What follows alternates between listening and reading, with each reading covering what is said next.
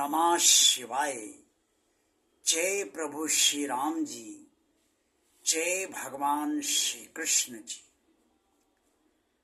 भगवान और आप चैनल के अत्यंत श्रद्धालु भक्तों, आज की वीडियो में मैं आपको ये बताना चाहता हूँ कि पितृदोष क्या है और पितृदोष का निवारण किस तरह से संभव हो सकता है और क्यों पितृदोष हो जाता है।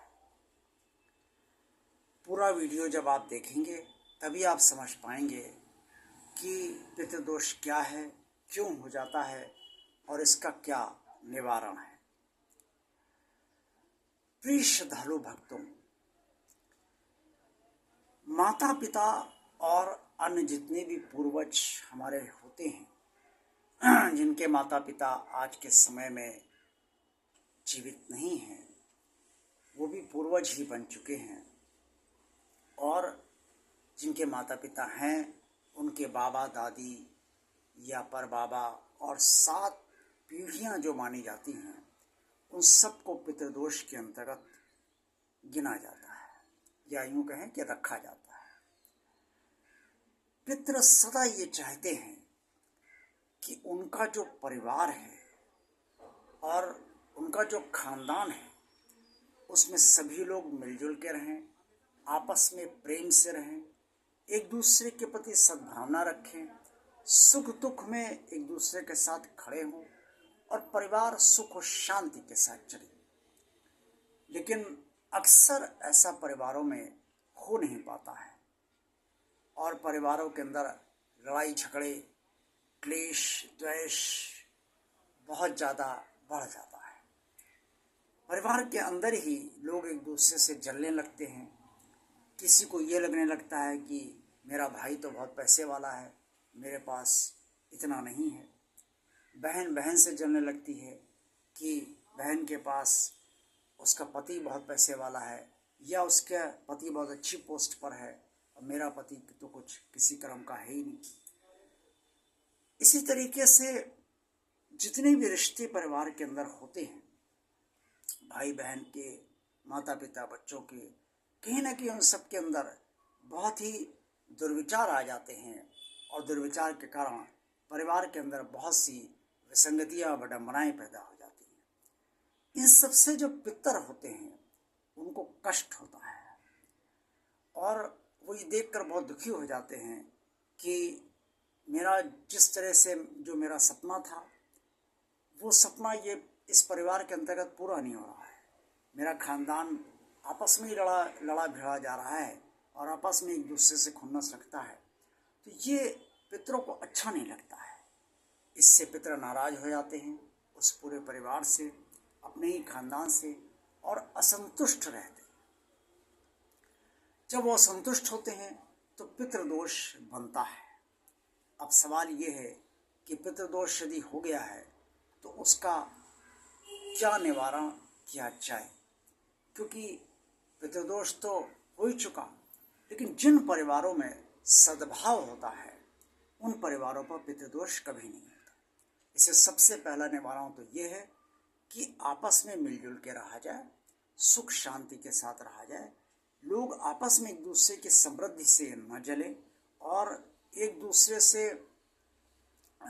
पारदर्शी व्यवहार रखें और सद्भावना के साथ रहेंगे तो परिवार मिलजुल कर रहेगा, हंसी खुशी परिवार में बनी रहेगी। ये एक बहुत बड़ा निवारण है पितृदोष से मुक्ति का। लेकिन ज़्यादातर परिवारों में ऐसा तो हो नहीं पाता, क्योंकि कोई भी अपनी प्रवृत्ति बदलना नहीं चाहता, कोई अपने दोष देखना नहीं चाहता और कोई भी अपने को सुधारना नहीं चाहता है।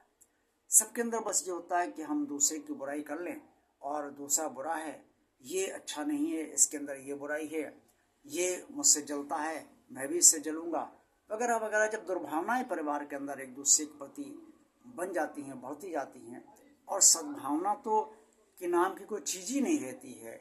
जब भावना ही नहीं है तो सद्भावना क्या होगी। तो ऐसे में पितृदोष का निवारण जो अक्सर लोग पंडित जी बताते हैं या ब्राह्मण बताते हैं, आप पूछने भी जाते हैं कि भाई पितृदोष तो नहीं है, और ज़्यादातर बता दिया जाता है कि भाई आपके परिवार पर पितृदोष चल रहा है। तो पितृदोष का निवारण सबसे पहला तो मेरी अपनी व्यक्तिगत राय में ये है कि परिवार के अंदर एकता होनी चाहिए, सद्भाव होना चाहिए। ये सबसे बड़ा निवारण है। लेकिन अगर ये निवारण किसी के समझ में नहीं आता है तो फिर शिवलिंग इसका एक निवारण है। उसकी विधिवत पूजा अर्चना और उससे प्रार्थना करना और बाकी विधि विधान से अनुष्ठान करना शिवलिंग का, रुद्राभिषेक है, महामृत्युंजय है, बहुत सी ऐसी स्थितियां हैं जिससे कि पितृदोष से निवारण मिल सकता है। और नासिक में जो ज्योतिर्लिंग है उससे भी पितृदोष का निवारण कराया जाता है। लेकिन मूल बात यह है जो मैंने आपको इस वीडियो में बताई कि पितृ आपसे नाराज क्यों है। तो जब तक मूल बात आप उसे ख़त्म करने का प्रयास सभी लोग परिवार में नहीं करेंगे तब तक उस परिवार पर पितृदोष का कहीं ना कहीं असर जरूर बना रहेगा। क्योंकि भगवान भी कृपा वहीं तक करता है परिवारों पर जहाँ तक उस परिवार की समस्त स्थितियाँ परिस्थितियाँ सद्भावना से भरी होती हैं और प्रवृत्तियाँ अच्छी होती हैं, लोग भगवान से जुड़े होते हैं, लेकिन और आपस में भी प्रेम एक दूसरे से करते हैं। इसलिए पितृदोष का जो निवारण मैंने आपको बताया है उसे आप उस पर विचार अवश्य कीजिएगा और मंथन अवश्य कीजिएगा और संपूर्णतया आप मंथन कीजिएगा और उस पर विचार कीजिएगा और अमल करने का प्रयास कीजिएगा। तो पितृदोष स्वतः ही आपके परिवार के अंदर अगर है तो वो स्वतः ही समाप्त होता चला जाएगा, इसमें कोई संदेह नहीं। देखते रहिए भगवान आप चैनल। वीडियो पसंद आया तो लाइक अवश्य कीजिए।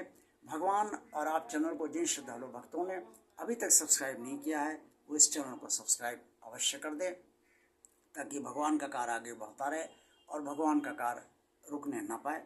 और इस कमेंट्स बॉक्स में आप सब जो कुछ भी कहना चाहें अवश्य कहिएगा और इस चैनल को ज़्यादा से ज़्यादा लोगों को शेयर कीजिएगा ताकि आप सबकी तरह अन्य लोग भी इस चैनल से लाभान्वित होते रहें। आप सबका कल्याण हो, आप सबका दिन शुभ रहे, यही मेरी मंगल कामना है आप सबके प्रति। ओम नमः शिवाय। जय प्रभु श्री राम जी, जय भगवान श्री कृष्ण जी।